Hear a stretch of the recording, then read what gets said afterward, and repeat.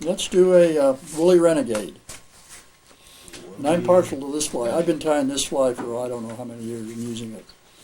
And I'm partial to it because the biggest fish I've ever caught, which was about an 8-pound brown, Man. over on the Green River below Fontenelle.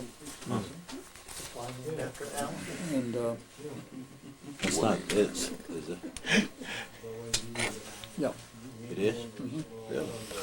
And you can tie these again in any size.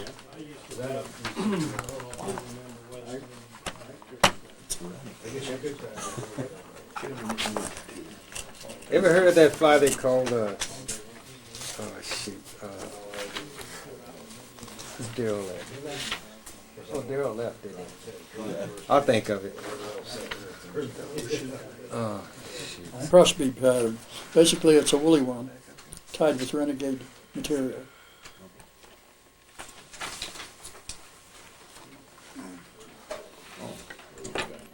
What do you usually tie this on? Pardon? What do you usually tie this on? What size is it? Anything from a 16 on up to an 8, 6 even. What do you usually use? Do I personally? usually use? Well, I can't remember. I had a 6 or 8 on the time I caught the big fish. But I've tied these down to 14s and used them fairly regular. Usually I use it as a wet fly. This can be fished wet or dry. But I usually fish it as a wet fly. And speaking of that, I very seldom weight a fly. My feeling is that a lead on the fly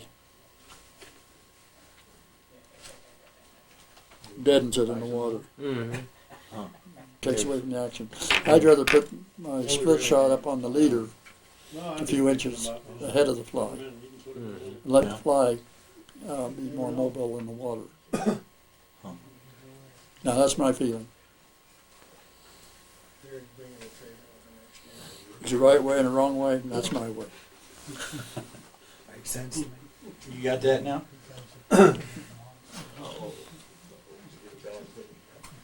He did it. He's talking. Okay, we'll secure our thread.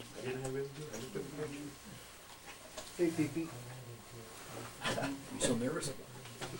You're behind. And I'm tying this as though we're a wet fly because I've got a heavy hook here. There it is. I'm going to tie in a brown hackle. Get your size checked yesterday, good.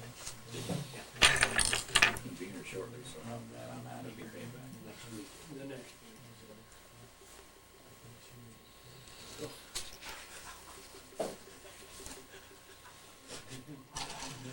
The rear of the fly.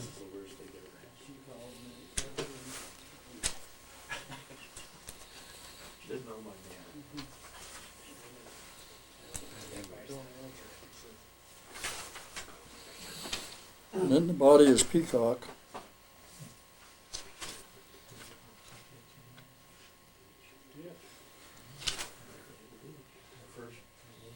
Tie that back. Then we take the peacock. And whenever you palmer a hackle, palmer a fly, you want to take your body material behind the hackle one wrap to make a neater looking fly. Now I'm going to wrap my thread forward, the body forward and the hackle forward. all of them together.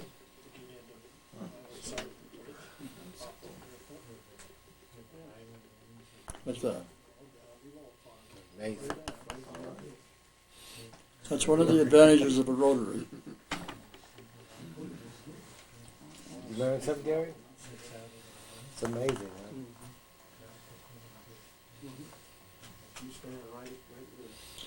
Now on a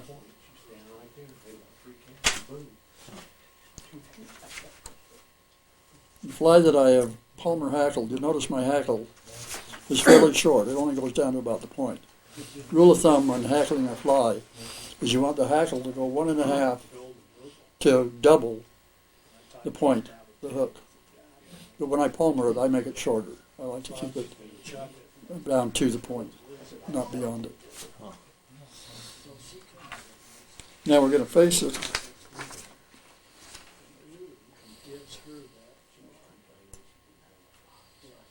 This handle got beat up in the travels. And now I'm going to go to a longer hackle, longer fibers, and also softer fibers.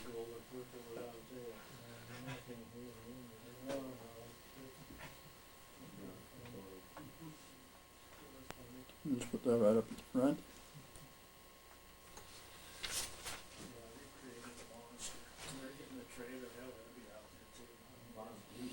Two or three wraps for a face.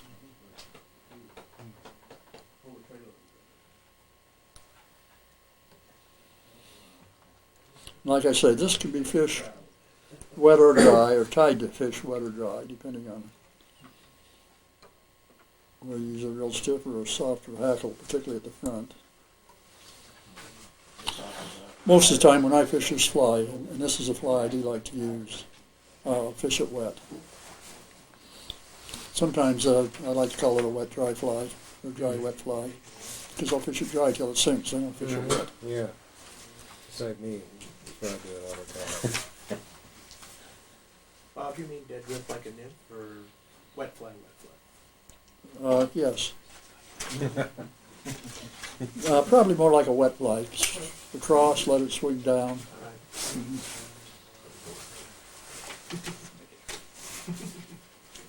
And that's what I was doing the time I caught the big brown. Just casting it right out into the current, just about even with me, and then I'd let it swing down.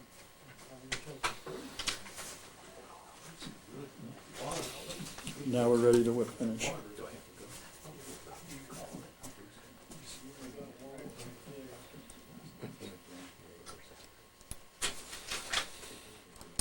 Now you were saying this is a Renegade. I call it a Woolly Renegade because it's palmered. I've also been accused when I tie this fly of just reinventing no, I can't think of it. Woolly worm? No, it is a woolly worm too. Yeah. The bivisible. Oh. With a hackled body and a light colored facing hackle. And I guess that's true.